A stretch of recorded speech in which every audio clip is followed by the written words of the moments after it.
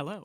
Welcome to my intermediate tutorial video about how to sing harmony better, to sing more in tune, and how to train your ears to hear the harmonics and overtones of chords.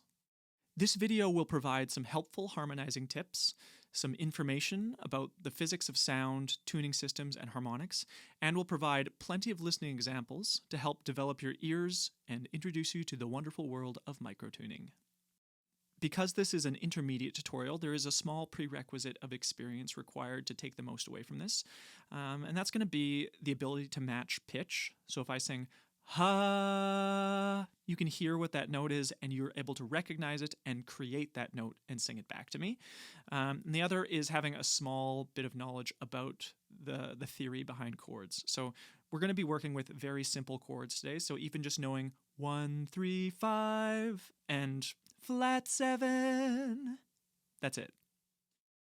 So before we're actually even singing notes or thinking about pitches, we want to make sure that our vowels are the same as the people around us. So to ensure that they're the same, making sure that we try to drop our jaw and raise our soft palate, to create a uniform sound between all the voices. Because if one person is singing and the other one is saying ha, they have very different sonic qualities, and they won't necessarily harmonize as well together. So take some time, look into your friends' mouths when they're singing, and just see if you can adapt your sound so that you arrive in the same place. Many of us who are trying to get better at singing harmony have experience with other instruments like the piano or the guitar that are tuned using a system called equal temperament. In the physics of sound, this is A440. Every pitch has a frequency, which is 440 is measured in hertz, which is the number of times that this cycle, this wave that is created in the air, repeats itself every second.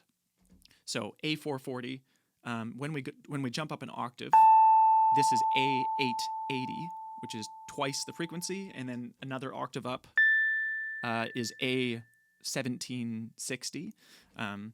So equal temperament is basically taking the distance between all those notes, which is 440 hertz between 440 and 880, and then it uses a mathematical equation to determine exactly where all of the pitches should be. So E in between those two is determined by an equation, and that same equation will determine where the next E is in the next octave as well. This equal temperament tuning style exists so that the piano and the guitar can sound like it's in tune with every other instrument that isn't tuned the same way. All of the sounds that we create with our body when we sing or when we play instruments are made up of a whole bunch of higher frequencies called partials that, when all sounded together, give my voice its particular quality or makes a trumpet sound like a trumpet. So when I sing a note, ha, that note is called the fundamental frequency, and all of the frequencies that pile up on top are determined by the overtone series. Eventually, every note of the chromatic scale will be part of the overtone series, and we can determine what those frequencies will be based on fractions related to the original frequency, or to the fundamental frequency. So if the fundamental frequency, the lowest note that we're singing, was 100 hertz, then the fraction 2/1, or doubling, would determine an octave above that. And the perfect fifth, the fraction is 3/2. So the frequency of the perfect fifth would be 150 hertz. The overtone series, which is just a name that we've given to the pattern of partials or harmonics that occur naturally, creates the pitches that relate to our Western musical scales. When the pitches are tuned according to the overtones created, we refer to this as just intonation. If we compare these naturally occurring pitches to the ones on the piano, tuned with equal temperament, they're close but not exactly the same. So if you take a look at this graph, look at this graph! You can see that we're using a measurement tool known as cents. And cents are an arbitrary tool that say that in between every semitone there is 100 cents. Even if every semitone is actually a different number of hertz away from each other, the semitones are always exactly 100 cents. So a note that is 50 cents sharper than C could be called C half sharp. You can't find that note on the piano, but it is a note. So when we're singing simple a cappella triads or dominant seventh chords, we want to use just intonation, which is tuning our chords based on the overtone series, so that when we sing even a single note by itself and you can hear some of these harmonics, that the pitches we sing are in tune with those harmonics. So here is me singing a G, and you can see on this analyzer, as part of my equalizer, exactly where all of the different harmonics of the fundamental note that I'm singing exist.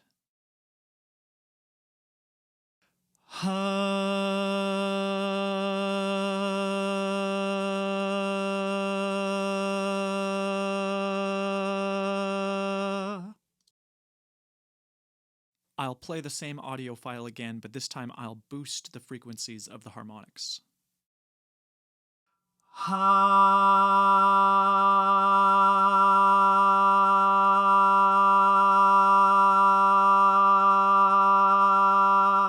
We can see here that the third, the major third of the chord, needs to be tuned 14 cents flatter than it would on the piano in order to be in tune with the harmonics and the overtones that are created. And because of this, it's helpful to have some knowledge of music theory so that when you're actually singing these chords, you're aware that you're singing the third of the chord and you know that you don't need to tune it exactly the same as you would on the piano. What does a 14-cent difference even sound like? Let's listen to that first. I used a program called Melodyne to straighten the pitch, so it's even easier to hear the difference.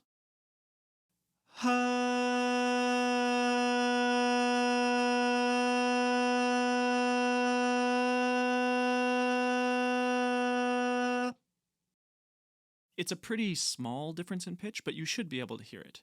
Now let's listen to a G major chord that I've sung, and first I'll play it with equal temperament, where all of the pitches are tuned the same way as they would on the piano, and then we'll play it where it's 14 cents flat, and see if you can hear the difference in how the chord feels.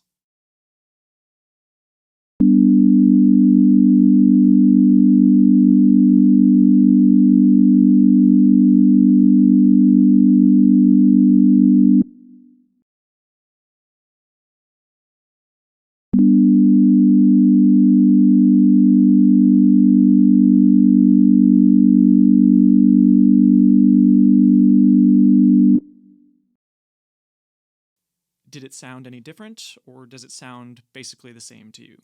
Either way, let's slide that pitch 14 cents flat in the context of the chord and then bring it back up, and you should hear the difference very clearly.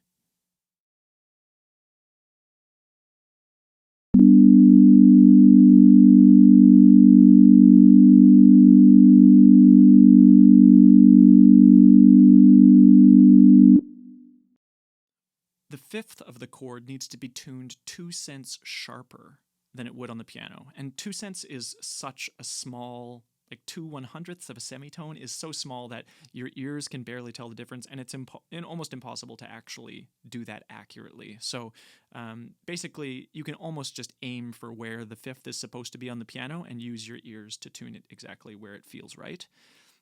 The other note is the seventh, if we're singing a dominant seventh chord, and the seventh is the most drastic change of them all, and it needs to be tuned 31 cents flatter than the piano. Let's listen to that.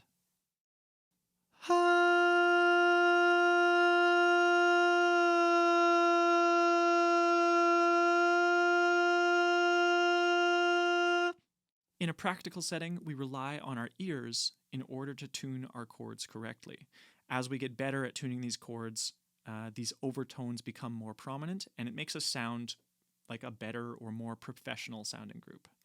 No matter if you're singing the 1, the 3, the 5, or the 7, the most important thing that you focus on is the unity of the sound and how all of the pitches that are being sung sound together.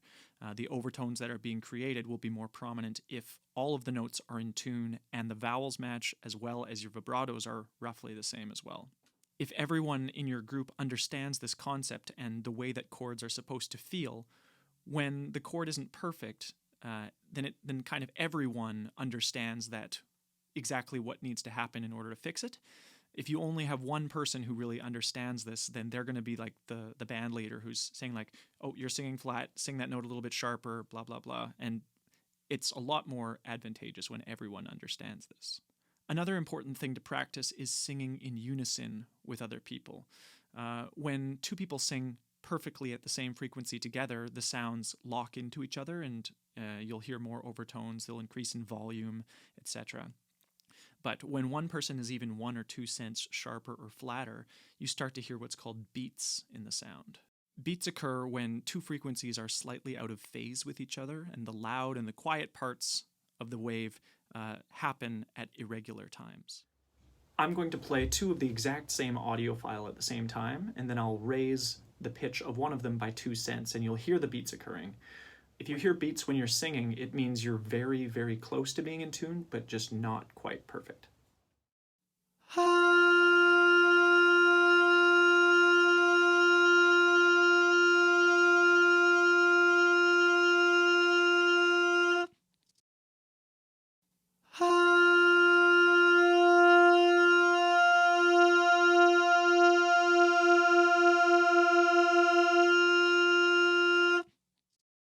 Overtones can be hard to hear if you don't have any experience listening for them, so let's play a couple examples and try to hear the overtones.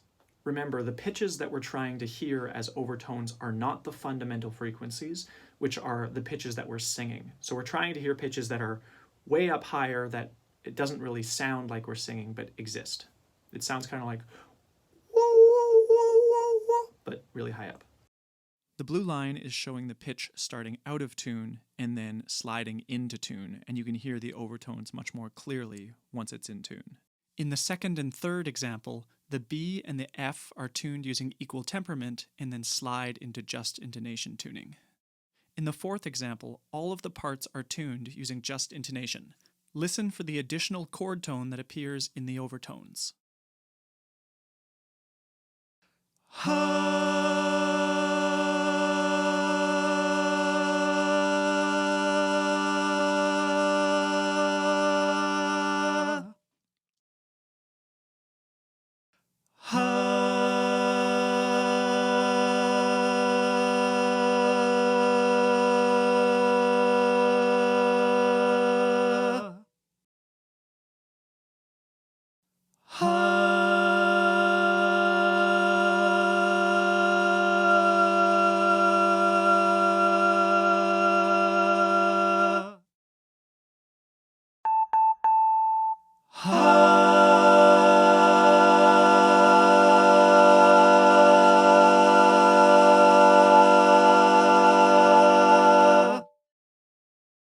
The first time that you hear overtones when you're singing live is one of the most satisfying feelings about singing harmony. So best of luck in trying to find it yourselves.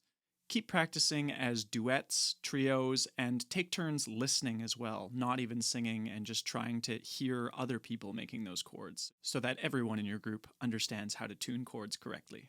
Sing each chord slowly so you can match your syllables and vowels together. Hey, I'm back. I thought I was done with this video, but I have one more example that I want to share, so here it is.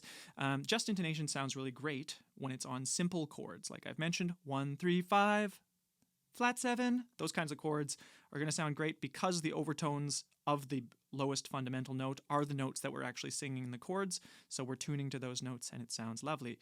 However, I'm going to play this one more example that I've sung, and you'll see that some of the chords just don't sound good at all, and it's because of the way that the chords are voiced and that there's no third in some of the chords. You'll just see. Listen, in these cases, equal temperament is often better. Though you're gone, I love you still. I love you.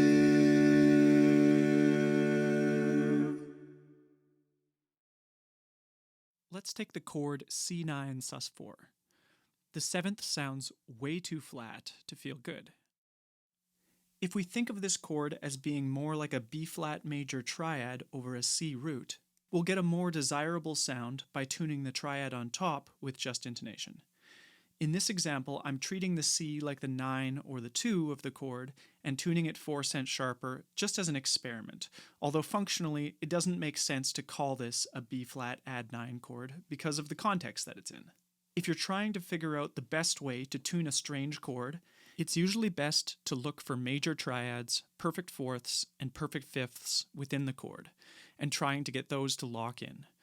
Additional color notes are most likely tuned closer to or at equal temperament. Practicing with only 2 or 3 voices at a time is the best way to figure out how your note relates to each other note in a chord. You might be focusing on different singers in the group depending on what note in the chord you're singing, but this is more of an advanced level practice. Let's listen to this chord tuned each way.